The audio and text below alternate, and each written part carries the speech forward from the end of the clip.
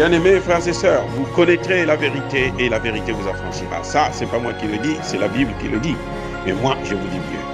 Vous connaîtrez la vérité historique, notamment celle de vos ancêtres kémites, et vous aurez une vision globale de ce que c'est que la vraie souveraineté politique. J'ajoute, vous reviendrez à la spiritualité africaine ancestrale et vous comprendrez les enjeux de l'indépendance économique. Et pour terminer, vous accepterez votre identité culturelle kémite et vous obtiendrez deux choses. La première, c'est la paix. La seconde, c'est le développement, à une condition. L'unité de toute l'Afrique noire, l'unité de tous les Noirs du monde entier.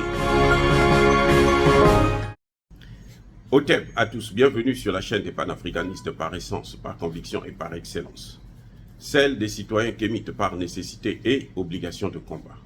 Nous sommes une chaîne qui n'est guidée que par nos ancêtres et rien que par les ancêtres qui appartiennent à l'égrégore du monde noir. Par conséquent, nous ne croyons en aucun Dieu venu de l'étranger. Toutefois, cette vidéo n'est aucunement destinée à inciter à la haine ou à la violence, car nous menons un combat qui est d'abord et avant tout spirituel, intellectuel et démocratique. Ensuite, il est politique, géopolitique et géostratégique, contre l'impérialisme, le colonialisme, le néocolonialisme et l'endocolona, qui sont tous qualifiés de crimes contre l'humanité. Nous menons ce combat sur la base du principe fondamental que nous avons hérité de nos ancêtres kémites, qui est celui de la Mahat, c'est-à-dire solidarité, vérité et justice.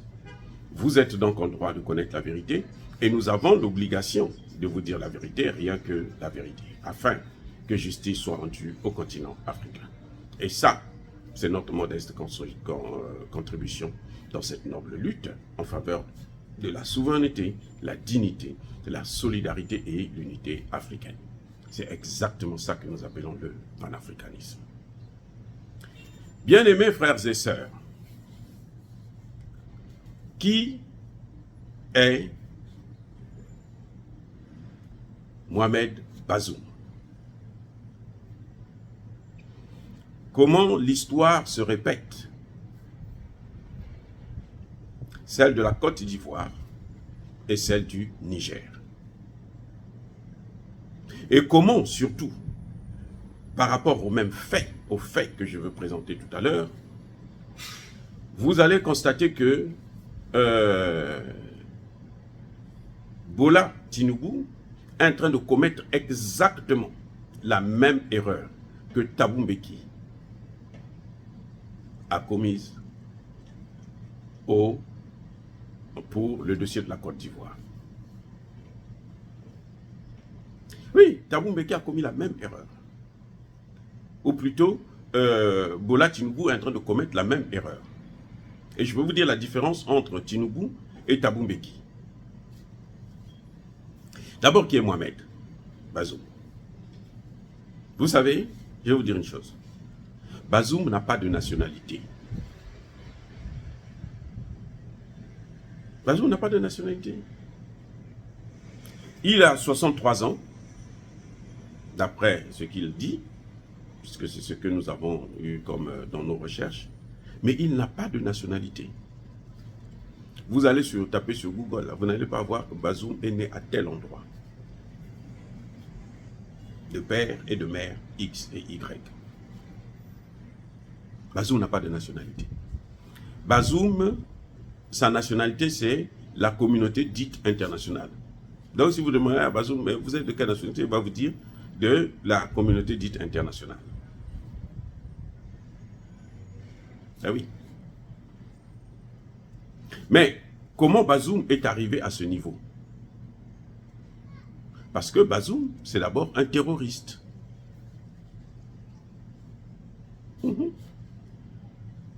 C'est un terroriste.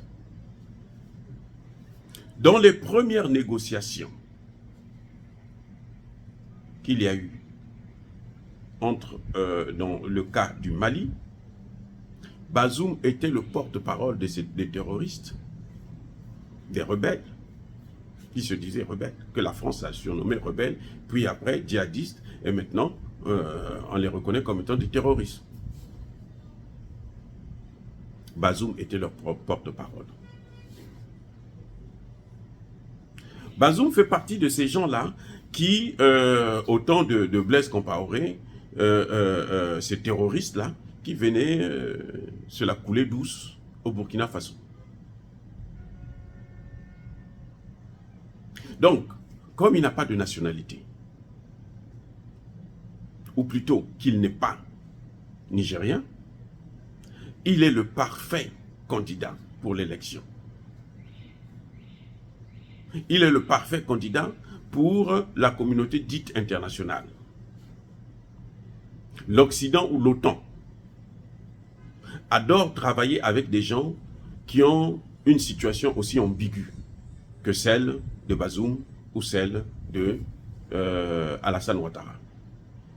Quelqu'un qui renie ses origines et qu'on va imposer quelque part et que il est obligé de vous servir puisque le pouvoir, c'est vous qui lui avez donné le pouvoir. Et vous le contrôlez plus facilement. Et vous lui faites le chantage. Donc vous le faites avancer avec le chantage. C'est ce qui fait que Bazoum puisse être aujourd'hui président du Niger. C'est exactement le cas d'Alassane Ouattara, qui n'est pas ivoirien, burkinabé, mais qu'on prend parce que il a présenté des caractéristiques d'un profil serviable pour l'Occident, et on le propulse à la tête d'un État pour venir détruire cet État. On passe par lui pour détruire l'État. C'est exactement ce qui s'est passé avec Bazoum.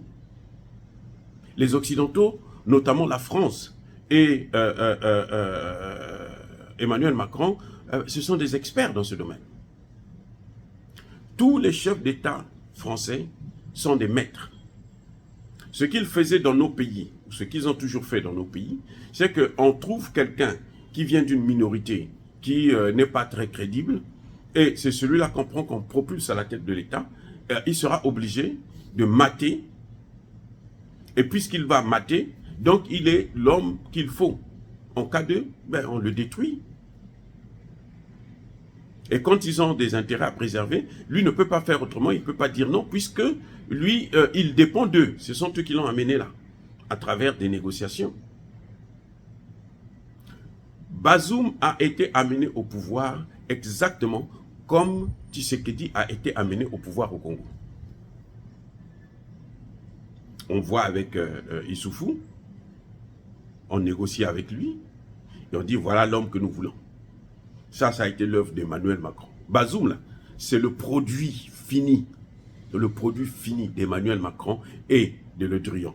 C'est pour ça que vous avez vu que Emmanuel Macron, quand il a appris qu'il y a eu un coup d'État, il a piqué une crise.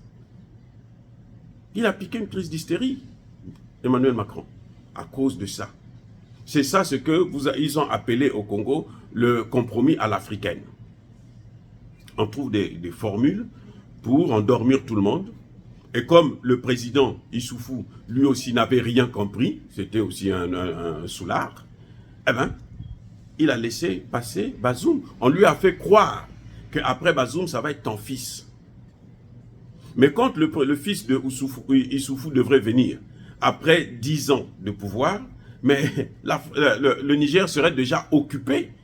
Et donc, monsieur, soit il ne pourra même pas être président, mais s'il est président, il ne pourra rien faire parce qu'ils ont déjà assis leur pouvoir. C'est ça exactement qu'ils étaient en train de faire au Niger, que voilà maintenant les militaires, le général Tchani est venu court-circuiter. L'élection de Bazoum a été exactement comme l'élection de Tshisekedi. C'est la similitude, le même cas. L'élection de Bazoum. C'est pour ça que vous voyez Tshisekedi aussi de son côté. Il fait que passer, il fait tout, sauf équiper l'armée, préparer, réformer l'armée congolaise pour faire la guerre contre le Rwanda. Il fait tout, c'est-à-dire qu'il met tout en jeu, des milliards qu'il va emprunter au FMI, alors que le Congo n'a pas besoin d'un prêt du FMI. Et je vous le garantis, le Congo démocratique n'a pas besoin de prêt du FMI. Il va emprunter, endetter le pays. Puisque l'autre Kabila, le père, a passé 3 ans. Il n'a jamais endetté le pays. Mais lui, il est venu, il a endetté. Il a enfoncé le clou. juste pour corrompre les députés, les sénateurs, les hommes politiques et tout. Et puis bon, comme ça on le laisse gouverner, endormir le monde. Entre-temps, le Rwanda est en train de progresser dans le pays. Maintenant, pourquoi je vous ai dit à l'introduction que Bola Tinubu est en train de commettre la même erreur que Thabo Mbeki? C'est que Thabo Mbeki s'est fait avoir par les Occidentaux et par Alassane Ouattara. Oui, il a fait croire, Alassane Ouattara lui a fait croire qu'il était un vrai burkinabé, plutôt ivoirien, et que bon, lui il vient là pour arranger, il était au FMI, il était... Donc, l'autre était impressionné. Et avec la pression des Occidentaux, c'est Thabo Mbeki qui a demandé à Laurent Gbagbo de violer la constitution ivoirienne pour laisser accepter la candidature de Alassane Ouattara. Je répète, c'est Thabo Mbeki qui a demandé à Laurent Gbagbo. Mais Thabo Mbeki, son problème c'est que, et c'est là la différence avec Bola, Thabo Mbeki, son problème c'est qu'il a été naïf. Vous voyez, il a été naïf et il n'avait pas compris que c'était un jeu que la communauté internationale était en train de lui faire. Puisqu'après, il a regretté, il dit, mais je me suis fait avoir par ce salaud. Ben oui. Thabo Mbeki a défié l'Occident pour aller en Côte d'Ivoire. On interdit de venir, il dit, moi je viens. On dit, si tu atterris en Côte d'Ivoire, nous on va bombarder ton avion. Il dit, moi je viens, et il est venu. Mais il ne savait pas que, il pensait que Alassane Ouattara avait la même vision nationaliste que lui, il avait au sein de l'ANC. C'est comme ça qu'il s'est fait avoir. Bola Tinubu, lui, son problème, c'est que il n'est pas naïf. Il sait qu'il est en train de se tromper. Il sait qu'il est en train d'enfoncer, de vouloir détruire le Niger.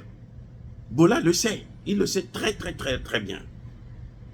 Mais il le fait parce que, lui, je vous ai déjà dit dans une des vidéos, qu'il a des dossiers, c'est un trafiquant de drogue. Donc, s'il ne fait pas ce qu'on lui demande, ben, probablement, il peut quitter de la présidence à la prison aux États-Unis. Donc, il est obligé de sacrifier tout un pays, le Niger, pour sa survie à lui. Voilà ce qui se passe. Ce n'est pas que... C'est-à-dire que c'est exactement la même erreur, sauf que l'un a été naïf, l'autre, il le fait en connaissance de cause. Et en Côte d'Ivoire, vous avez un étranger, par rapport à la Côte d'Ivoire, c'est un Burkinabé, que les Occidentaux installent au pouvoir. Au Niger, aussi, vous avez un étranger. Le Premier ministre malien par intérim l'a dit, à la tribune des Nations Unies, c'est pas moi qui l'ai dit. Le Premier ministre malien l'a dit, il sait, il a dit, il a parlé en connaissance de cause. Donc quand il parle, il sait que c'est un étranger qu'on a mis là à la tête. Et quand on vous met un étranger à la tête de votre pays, vous êtes foutu. S'il n'y a pas de patriotes, comme le général Tchani, comme le général Modi, ben, vous ne pouvez pas vous en sortir. Vous êtes coincé. Vous êtes pris au piège. Parce que la communauté internationale veut faire du Niger, veut créer une base de l'OTAN sur l'ensemble du territoire nigérien, quitte à ce qu'on tue tous les Nigériens. Ils l'ont déjà fait. Les États-Unis l'ont fait dans l'île de Chagos. L'île de Chagos, ils ont raclé, tué tous les Noirs qui habitaient cette île. Ils les ont tous tués. Les plus chanceux, ce sont ceux qui avaient pu fuir, sortir, aller à l'étranger.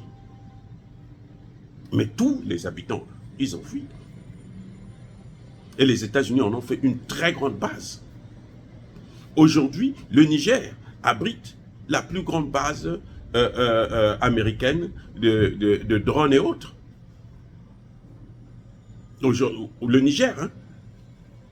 Et c'est ça qu'ils sont en train de préserver. Donc, ils ont besoin d'un homme comme Bazoum pour les garder là. Ils souhaiteraient même se débarrasser de la France. Comme ça, eux-mêmes, ils vont occuper le terrain et puis détruire et piller les matières premières. Parce que là, au moins, ils seront sûrs que l'uranium du Niger, c'est leur uranium. Ils peuvent exploiter ça sur place. Et puis les déchets, là, ils les laissent là sur place. Ils ne vont pas amener ça aux États-Unis. Ils vont laisser ça là-bas sur place. Comme la France l'a fait pendant plus de 40 ans, près de 50 ans. Et c'est qui est en train de causer des dégâts énormes. Voilà encore la similitude. Donc, il faut aller dans le passé pour comprendre comment les gens réagissent. Et si j'étais Bola Tinubu, j'aurais essayé de, mes excuses, regarder les choses un peu de plus près avec un autre regard. Dire cela, c'est inciter à la haine ou à la violence. Non, il y a ma colère, il y a ma lèvre. Encore une fois de plus, bien-aimés frères et sœurs, soyez bénis. Je persiste et je suis abondamment béni par le Dieu de Kémite et par nos ancêtres angélisés. Mais que tous ceux qui persécutent le continent africain, tous ceux qui le pillent et le déstabilisent, qu'ils soient noirs, blancs, chinois, arabes, indiens, qui qu'ils soient maudits, punis, foudroyés, neutralisés, effacés, écrasés par ce Dieu de Kémite et par nos ancêtres angélisés. Vive l'Afrique éternelle. J'ai dit et j'assure.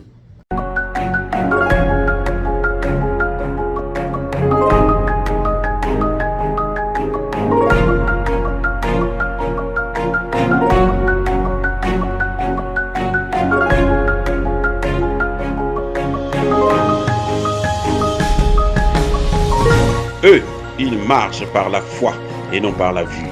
Mais moi, je vous conseille vivement de marcher par la connaissance scientifique et historique, notamment celle de nos ancêtres kémites, par les 5 sens et par l'intelligence.